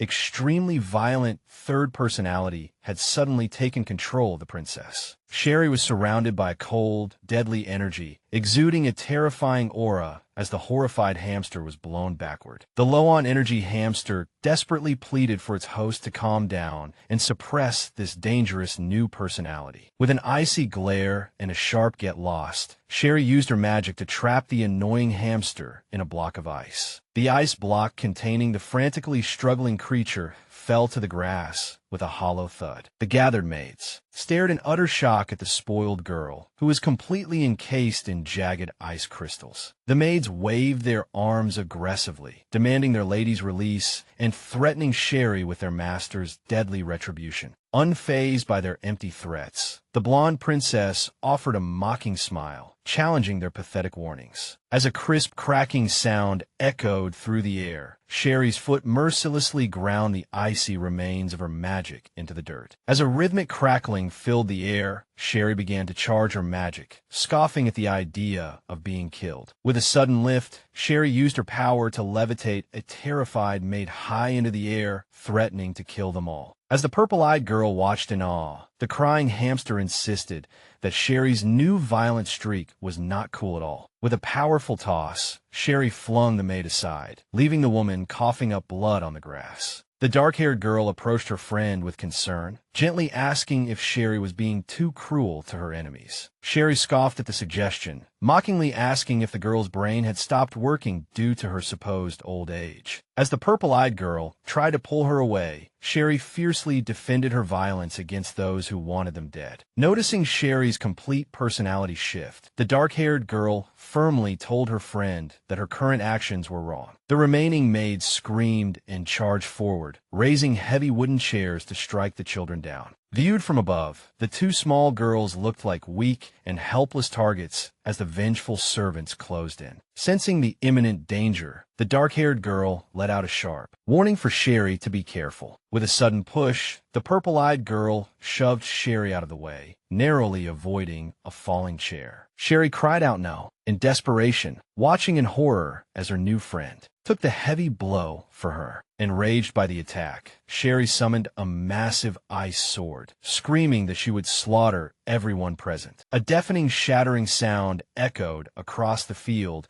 as Sheree unleashed a wave of freezing power toward her attackers. With a sudden appearance, Klein phased through the magic, effortlessly catching the deadly ice blade with his hand. The aggressive magic instantly dissipated, causing the attacking maids to fall to the ground in frustration, frozen in place. The two little girls stared at the back of the imposing man who had just intercepted the chaos. The king turned around with a grim expression, his presence bringing the entire violent conflict to a halt. Klein looked directly at his daughter, watching as the princess lunged forward with a maniacal laugh, terrifying the onlookers who realized they had provoked a true monster. The hamster shrieked in terror, fearing that Sheree's out-of-control magic was powerful enough to destroy the entire world. The anxious creature frantically searched its inventory, wondering what magical item could possibly stop the princess's rampage. With a sickening, stabbing sound, Sheree plunged her ice sword into Klein's chest, though the king refused to move. Klein grabbed the blade with his bare hand, ignoring his own blood as he desperately pleaded for Sheree to wake up and recognize him. The word father echoed in Sheree's mind, causing her glowing red eyes to widen and her focus to waver. The hamster found a solution, cheering as it finally retrieved a powerful sealing talisman from its storage. With a rhythmic crackle and a snap, the hamster slapped the seal onto Sheree's forehead, shattering the dark magic that controlled her. With a sudden awakening sound, the red glow in Sheree's eyes faded, returning to their natural, bright blue. The princess let out a soft ah as a brilliant flash signaled the end of her violent transformation, and she collapsed. Klein caught his falling daughter, while the dark-haired girl asked if he was angry that Sheree had tried to kill him. Klein held his daughter tightly, gently explaining that a father could never be angry with his own precious child. The doting king held the unconscious princess, concluding that Sheree was just stressed and would never truly mean to harm her daddy. A single tear rolled down Sheree's cheek as she remained troubled by the aftereffects of her outburst in her sleep. A dark flashback to the 21st century showed a bloodied Lily begging for her father's help as she was cornered by bullies who taunted her for not fighting back. The bullies left the injured girl in the alley to go buy soda. A man ran into the alley in a panic, shouting Lily's name and finding her beaten and bruised. The past father held his broken daughter, crying and vowing bloody revenge on anyone who dared to harm her. With a slight tremble, a small, scarred hand reached out, reflecting the deep trauma carried over from a past life. Klein held Sheree desperately while the child rhythmically slapped his face, making patting sounds. The blonde girl, haunted by her past, screamed for her father to go away and leave her alone. With the sound of crisp slaps, Sheree rejected her father, crying about the times he failed to protect her. Rain pattered on discarded liquor bottles as the memory of her past father echoed in the palace of the Conway Ghana Kingdom. A heartbroken Klein cried over his unconscious daughter, begging her to wake up. The silver-haired man and a young schnitzel watched in dismay as the king broke down in tears. The silver-haired man comforted Klein with a gentle smile, relaying the doctor's assurance that Sheree was not in any serious danger. Klein's hands trembled as he obsessively checked his pocket watch, counting every second she remained unconscious. Lying face down on the bed, Klein began to wail loudly after only 6 minutes had passed, much to his family's exasperation. With a confused scratch, Schnitzel wondered why the powerful king was acting like a spoiled child. The hamster floating nearby sighed at the king's dramatic display, calling him a childish idiot. As the hamster watched over Sheree, the queen pulled a hysterical Klein away before he could jump out the window. With a sudden opening sound, Sheree's eyes shot wide open, glowing a terrifying deep red. The little princess sat up abruptly, glaring with intense hostility, her face contorted in pure rage. Sheree insulted the queen and king, calling them old adulterers and demanding they stop disturbing her rest. The possessed girl radiated a deep purple aura, pointing at everyone and screaming that she would kill them all. The king and the silver-haired man were terrified, desperately trying to convince the girl that they were her family. The deep red glow vanished as Sheree recognized her father, and her eyes returned to their natural, innocent blue. The confused girl rubbed her aching head and fully woke up, while the hamster noted that her original personality had returned. Klein, overjoyed, pulled his daughter into a tight hug, thankful that her terrifying outburst was finally over. With a series of rapid kissing sounds, the king kissed his daughter, surrounded by floating hearts. The hamster stood proudly, thinking its original, innocent host was much cuter than the violent personality. With a crisp slap, a startled Sheree hit Klein across the face, demanding to know who this old man was. With a sudden rumble and crash, the hamster realized in a panic that the violent personality was back. Klein clutched his reddened cheek, lamenting in frustration that his beloved baby had hit him again. As the king cried loudly, Sheree ignored him and went to find the girl who had tried to hit her. Schnitzel asked why she was looking for her enemy, while Sheree pouted with a determined look on her face. The princess turned her back on the boy, announcing she was going to find that girl and get revenge for the earlier attack. Sheree's eyes flashed blue as she vowed to give her rival the payback she deserved. The hamster noted that this new personality was quite brutal, while Schnitzel stared at his friend in disbelief. The door was pushed open, and the queen and a young Fana arrived, bathing the room in a brilliant royal glow. The blonde girl pointed defensively at the newcomers, demanding to know who had entered her room. Schnitzel, cheering Mama, rushed forward, wrapping his arms around the elegant woman in red and hugging her tightly. The queen noticed that her son had grown much taller during their long, 3-year separation. The silver-haired man, with a warm smile, welcomed the queen's return, mentioning she was worried about the young princess. Sheree snorted, stubbornly turning her head away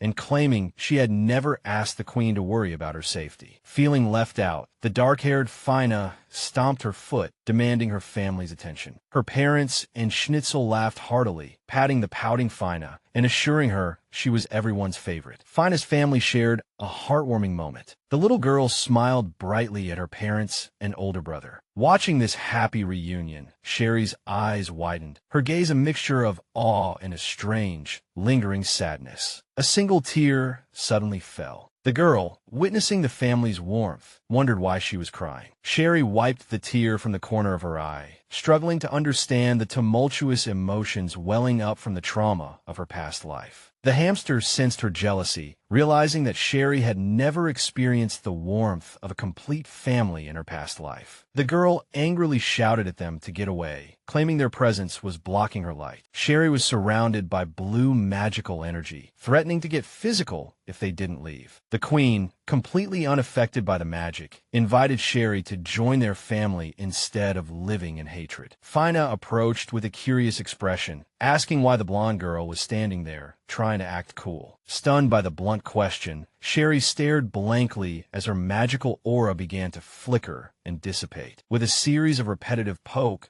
sounds, the hamster touched the magic, finding it interesting but not at all dangerous. The queen embraced the confused girl, smiling as she told Sheree she was a truly lovely child. Startled by this sudden show of affection, Sheree looked up, her big blue eyes shimmering. Enveloped in the warm embrace, the princess was surprised to find the queen's hug so gentle and comforting. Sheree's gaze softened, marveling at how warm and soft the elegant woman's arms were. Leaning against the queen, the little girl took a deep breath, smelling the pleasant fragrance on the queen, which gave her an unexpected sense of security. Surrounded by the floral scent, Sheree, though nestled in the embrace, thought to herself that this family was strange. The princess reflected that even in the face of her powerful magic, her hostile behavior hadn't provoked anger or fear. Sheree muttered that they were a bunch of weirdos, but reluctantly decided to let the woman keep holding her for now. As Sheree began to find peace, a moved Klein watched the scene with a serious and affectionate expression. Klein turned to the silver-haired man, smirking as he pointed out that Sheree seemed to like the queen, and broke into a warm smile. Lake agreed that the little princess was indeed a cute and precious little girl. A mischievous glint appeared in the king's eyes as he jokingly demanded that Lake give him the queen. Faced with this absurd demand, Lake was clearly breaking out in a cold sweat, while Klein stubbornly repeated his claim on the queen. With a rhythmic clack sound, Lake and the hamster were petrified by the king's ridiculous behavior. With a light tap, Klein touched Lake's shoulder, wondering why the stunned man had suddenly gone silent. The king ignored the silence, announcing as he watched the queen embrace Sheree that he would take it as tacit approval. With a sharp thwack, Lake punched the celebrating king, shouting his refusal to agree to such nonsense. The hamster complained of a headache as the scene shifted to the sunlit palace towers. The entire royal family was gathered for a grand banquet, filled with exquisite food, and the atmosphere had become much calmer. Schnitzel and Fina excitedly served food for Sheree, eagerly encouraging their new friend to try everything. The queen, smiling brightly, offered Sheree a fresh oyster, insisting that a growing girl needed to eat well. Overwhelmed by the mountain of food and kindness, Sheree stared blankly at the offerings from her new family. With tears welling in her eyes, the blonde girl softly uttered a broken thank you to everyone present. A teardrop slid down her cheek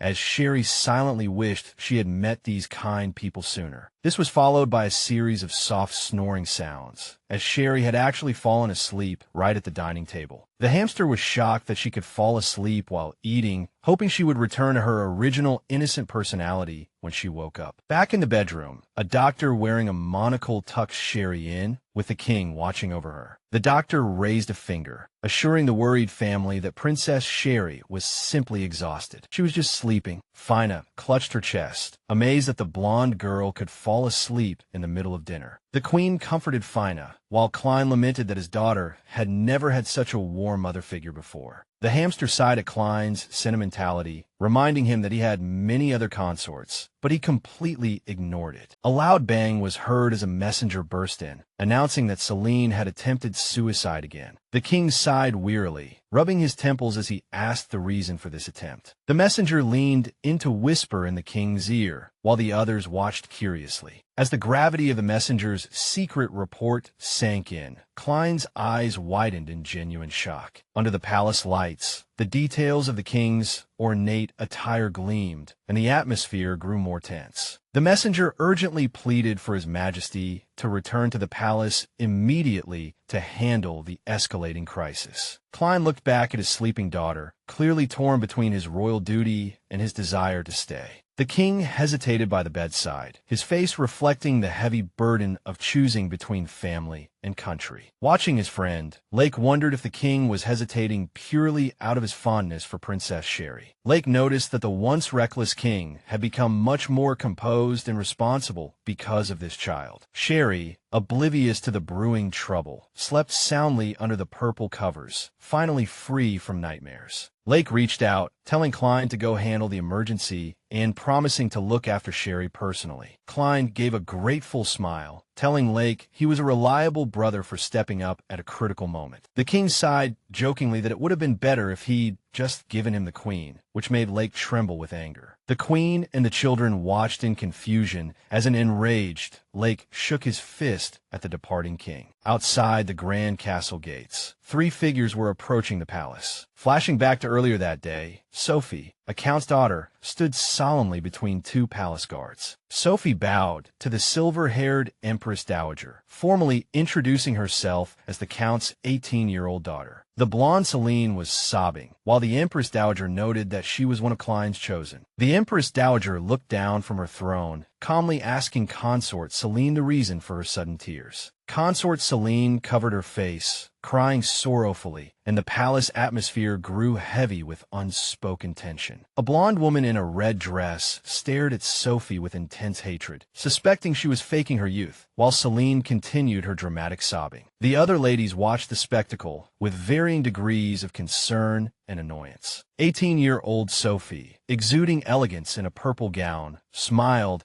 and formally greeted the assembled noble women. The woman in red pointed at Sophie, her anger reaching a peak as she loudly berated her for her insolence. The Empress Dowager watched in silence as the woman in red scolded Sophie for her disrespectful and arrogant behavior. Sophie watched Celine's theatrical tears with a smirk, thinking how much the consort enjoyed playing the victim. Celine cried out in alarm, accusing Sophie of mocking her age and status in front of the Empress Dowager. Enraged, the woman in red ordered the palace guards to seize Sophie and whip her for her insolence. The guards grabbed Sophie's arms, but the Empress Dowager halted the escalating violence with a single, commanding word. Sophie tried to struggle free from the guard's grip, while Celine watched from her seat. In a swift motion that followed, Sophie's hand cut through the air, heading straight for the crying blonde consort. A sharp slap echoed as Sophie struck Celine across the face, leaving the entire court in shock. The Empress Dowager and the other ladies stared in disbelief, barely able to comprehend the newcomer's sudden outburst of violence. Sophie clutched her chest, boldly complaining that Celine's face was so thick it made her hand hurt. Back in the bedroom, the hamster was surprised to find Princess Sheree sleeping soundly, despite the chaos brewing elsewhere. The hamster realized that given the trouble unfolding in the palace, it made sense for the king to be in a hurry to return. The hamster hovered by the bed, calling out to its host, but the little girl remained fast asleep. With a series of sharp, sizzling sounds, magical energy sparked between the hamster and the sleeping blonde princess. The hamster crossed its arms, boasting that it had handpicked Sophie to teach the girl a lesson through this court drama. The scene switched back to the grand palace, its majestic towers gleaming under a vibrant, magical afternoon sky. Suddenly, the soul of a baby version of Sheree appeared in the throne room, looking around in confusion. Baffled by the sudden magical resonance, the tiny soul wondered what had happened to her body. Sheree, in her soul form, spotted the pink-haired Sophie standing nearby, wondering who this bold and beautiful stranger could be. With a soft whoosh, Sophie walked right through the soul princess, completely unaware of the child's presence. The little girl trembled in shock, realizing she had become intangible, as if made of air. Sheree covered her face, her eyes filled with panic, terrified by the thought that she might be dead. Looking at the assembled women, Sheree realized she was a silent observer, invisible to everyone in the room. Another sharp slap rang out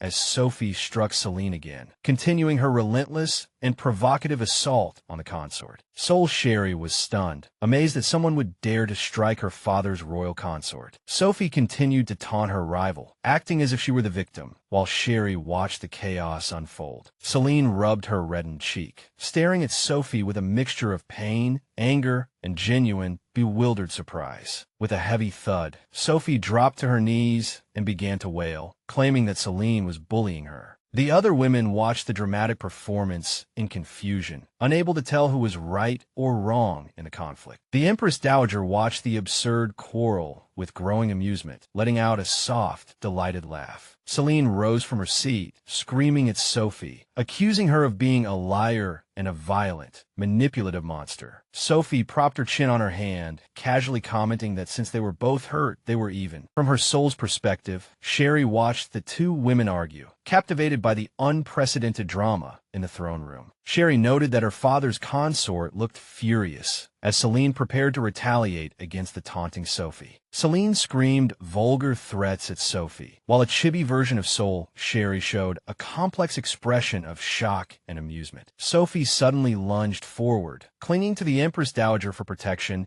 as Celine furiously chased after her. Taken aback by the sudden embrace, the Empress Dowager coughed in surprise at the pink-haired girl's bold move. A chaotic chase ensued, with Sophie begging for help, while Celine swore to kill her for the various insults. Watching the spectacular fight from the sidelines, Sheree's soul wavered between concern and enjoyment of the palace entertainment. Celine tried to grab Sophie, who was using the Empress Dowager as a human shield to evade the consort's wrath. Sheree watched the drama escalate, noticing how cleverly Sophie manipulated the situation to dodge Celine. Celine sneered maliciously, certain that the Empress Dowager, known for her jealousy, would never side with a newcomer like Sophie. Sophie continued to lavish praise on the Empress Dowager, complimenting her beauty and kindness to win the royal's favor. The Empress Dowager blushed, flustered by the sudden compliments, her royal composure beginning to falter under the flattery. Celine watched with a contemptuous sneer, convinced that Sophie's desperate attempt to find an ally would end in failure. Sophie believed the Empress Dowager simply wanted the harem to fight until only one woman was left standing. The other noble women watched in silence, certain that Sophie had finally played with fire and was doomed. Sophie stood up with a dramatic flair, gambling that the Empress Dowager would be merciful and protect her from immediate execution. Sophie continued her dramatic performance, weeping as she praised the Empress Dowager as the supreme matriarch of the harem. Sophie pointed at Celine, warning that being too merciful would only embolden others to kill with impunity. The Empress Dowager listened to Sophie's clever manipulation, her gaze sharpening and her expression turning cold and unreadable. With a heavy thud, Sophie knelt, while Sheree was in awe of the woman's masterful, manipulative eloquence. The Empress Dowager questioned the women present if they truly thought she was the kind of person who could be so easily manipulated. A tense silence fell over the room as the Empress Dowager looked down at the kneeling Sophie and the cowering Celine. Celine, trembling with fear, dropped heavily to her knees and began to stammer out desperate apologies. With a series of heavy thuds, the other noble women also fell to their knees, frantically pleading their innocence. A blonde noblewoman in a pink dress cried out, swearing their eternal loyalty to the Empress Dowager. Sheree scratched her head in confusion, wondering how the situation had reversed so quickly and completely. As Sheree watched, the hamster, who was gnawing on a chicken leg, advised her to learn from Sophie's masterful manipulation techniques. After taking a large gulp, the hamster told Sheree to use these tactics to control her father for more gold. Spotting his darling on a video call, the hamster quickly ran off to handle its own romantic affairs. Back in the real world, the blonde Princess Sheree was still fast asleep in her royal bedchamber. A blue-haired boy looked sorrowfully at the sleeping princess, blaming himself for letting her fall into the village. A brown-haired, purple-eyed girl huffed in annoyance, demanding he pay attention to her own accidental fall. The brown-haired girl reached out and pinched the blue-haired boy's cheek, making him yelp. To appease her, the boy gently patted Fina's head, praising the little girl and claiming he was worried too. Fina pouted and turned her face away, feeling the boy was just putting on an act, though she still enjoyed the head pat. Suddenly, Sheree woke up with a series of thumps, flailing her limbs in a burst of energetic confusion. Sheree waved her arms frantically, startling the boy and Fina, who wondered what was wrong with her. The boy tried to calm the flailing princess, while Fina watched the scene with a look of shock and suspicion. Sheree sat up and shouted an accusation, demanding to know why people were still putting on an act. The boy and girl stared in disbelief, breaking into a cold sweat as they worried the princess had truly gone mad. The blue-haired boy looked genuinely concerned, asking the glaring Sheree what was wrong, but her intense gaze remained fixed. Fina tried to break the tension, nervously asking if the ill-tempered princess would like some tea. Sheree ignored the offer, announcing she was looking for a fat girl to settle a personal score. Fina recoiled in terror, imagining the little princess unleashing a wave of destructive magical energy to kill her target. Sheree excitedly boasted about a new move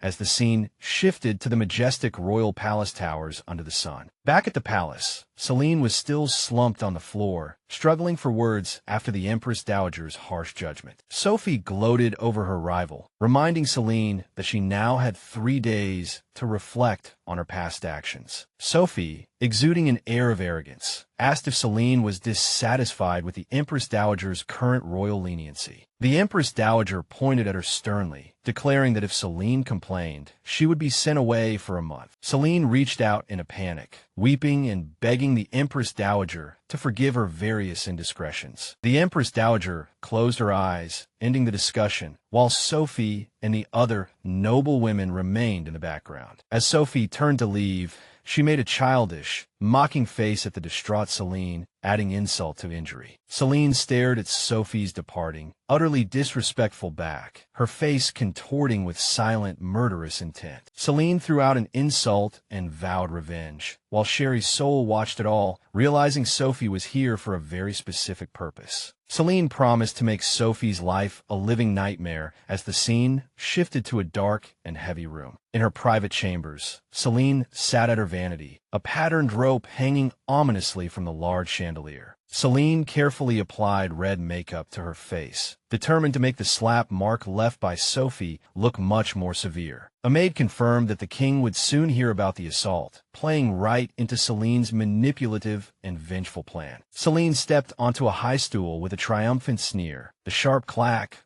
of her heels echoing in the room. Celine called out a false farewell, preparing to use her top-tier bitchet technique to frame Sophie by faking a suicide. Sophie, oblivious to the plot, was relaxing on a sofa in her own peaceful room, eating grapes. A sudden, frantic scream from outside startled Sophie, who nearly choked on the fruit in sheer surprise. Sophie watched in shock as the desperate cries of someone wanting to die echoed through the palace corridors. Celine lay on her bed in a feigned state of misery, dramatically thinking that she no longer wanted to live. Celine sat up with a grim face, shouting a fake suicide threat intended for the king to hear. Sophie was getting annoyed by the hours of shouting, while the nearby Soul Sheree was crying over the noisy farce. Sophie was suddenly startled by the news that the king had finally returned to the palace. Celine dramatically threw herself at the brown-haired king, crying that she thought she would never see him again. The king observed Celine's face, while his chibi inner self realized that Sophie had finally met a worthy opponent. With a patter of footsteps, a loud bang was heard as Sophie burst through the royal doors. Sophie revealed her bandaged face, weeping as she accused Celine of trying to murder her. Celine felt a mental breakdown coming on, shocked by Sophie's perfectly timed and masterful manipulative counterattack. Sophie executed her trip on flat ground technique, stumbling forward as the king and Celine watched in astonishment. With a sudden push, Celine was shoved aside as the king caught the falling, pink-haired Sophie. The king looked down at Sophie with genuine concern, asking if the beautiful girl was all right. Sophie maintained her sorrowful facade, thanking the king for arriving just in time to save her. Celine bit her handkerchief in jealousy, frustrated by Sophie's built-in beauty filtered despite her injuries. The scene shifts outside the palace, where the blonde Sheree is sprinting away. The blue-haired boy chased after the princess, shouting for her to slow down. Between a few tired gasps, Sheree continued her frantic dash. She was determined to find her target before she forgot her plan for revenge. The blue-haired boy took another breath and stopped suddenly, remembering Sheree's sleep-talking. With a screech of brakes, Sheree stopped and turned to ask what the boy had remembered. The blue-haired boy pointed at her, recounting how Sheree had muttered about hitting someone 3 times. A speech bubble showed Sheree's plan. First hit the enemy, then pretend to be the victim, and then bite back. Fina was stunned by this summary, wondering how the boy had pieced together Sheree's chaotic ramblings. The blue-haired boy explained that he had simply memorized everything Sheree had shouted while running. Sheree's eyes sparkled with excitement as she asked if she had really said those clever things. Sheree grabbed the boy's hand, ordering him to keep up so they could test the new technique. The blue-haired boy blushed, his heart racing, as the princess held his hand and called his name. They sprinted off together, excited to see if Sheree's manipulative revenge plan would actually work. With a soft whoosh, they rushed past Fina, leaving the brown-haired girl in the dust. Left alone in the hallway, Fina pouted with a bead of sweat, wondering how she had been abandoned. With a sharp clank, Sheree arrived at a cell, confronting the fat girl with the red-painted cheeks. The door creaked open, and the startled fat girl asked what the princess wanted. Sheree announced her revenge, reminding the girl of the bullying that had occurred earlier that day. A loud slap echoed through the room as Sheree struck the fat girl. The fat girl jumped up in anger, screaming at the princess for daring to hit her. Sheree's confidence wavered as she realized the victim looked fierce and might actually fight back. The fat girl let out a threatening roar, raising her fist to retaliate against the little princess. Sheree quickly retreated into her polite persona, claiming she couldn't fight back because her father forbade it. The fat girl began to wail dramatically, accusing Sheree of trying to murder a commoner. Stunned by the girl's dramatic reaction, Sheree was confused that her revenge plan had been turned against her. Sheree felt useless, worrying that the girl's shouting would make others think she was the bad guy.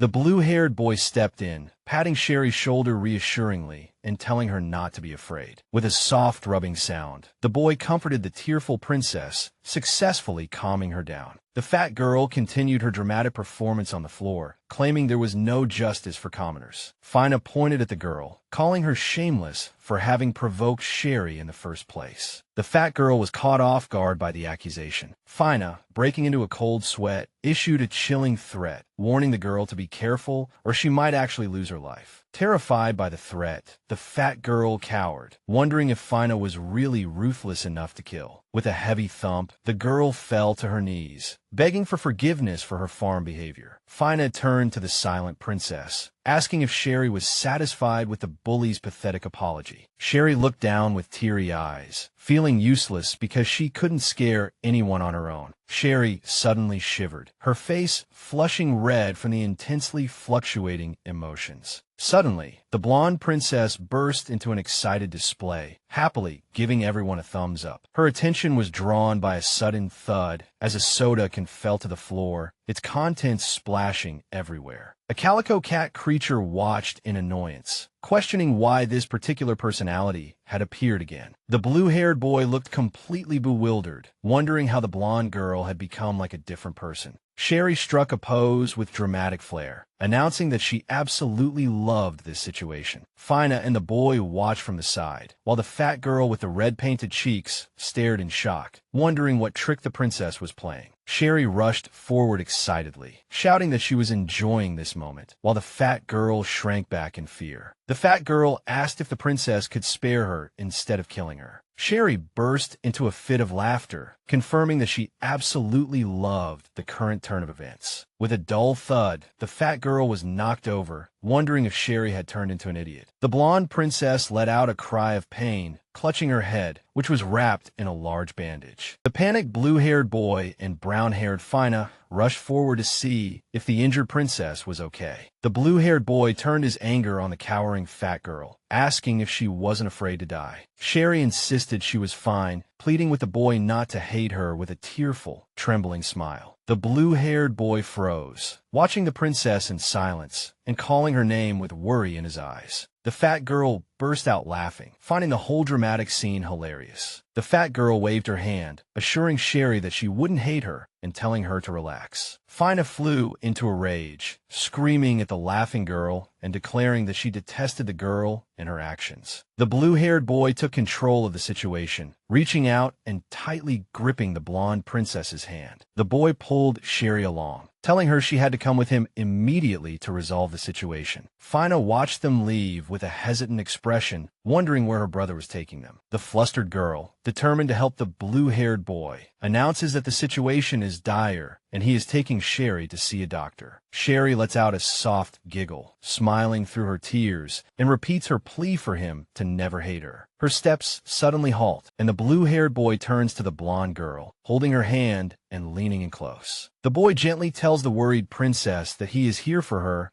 but that she shouldn't worry. The blonde princess looks up, her eyes wide and sparkling, her face filled with hope from his kind words. The blue-haired boy, with a warm and sincere smile, assures Sheree that no one will ever hate her. The blonde girl looks at him with a mixture of surprise and relief, asking if his promise is true. The blue-haired boy closes his eyes, a confident and happy smile on his face, and answers affirmatively. He expresses that he is being sincere. The calico cat creature floating above the scene scoffs at this display of emotion and comments on the girl's behavior. The scene shifts to a modern, 21st century school building, with children crossing the yard under a bright sky. An abandoned backpack lies open on the grass, surrounded by torn school test papers and a red pencil. In a painful flashback, a young blonde girl begs her bullies to stop hating her as they laugh cruelly. The bullies close in on the crying child, mockingly asking if she deserves to be liked by anyone. Back in the palace, Fina appears melancholic, questioning if she truly deserves to be loved or hated by others. The blue-haired boy, sweating nervously, is taken aback by the sudden shift in mood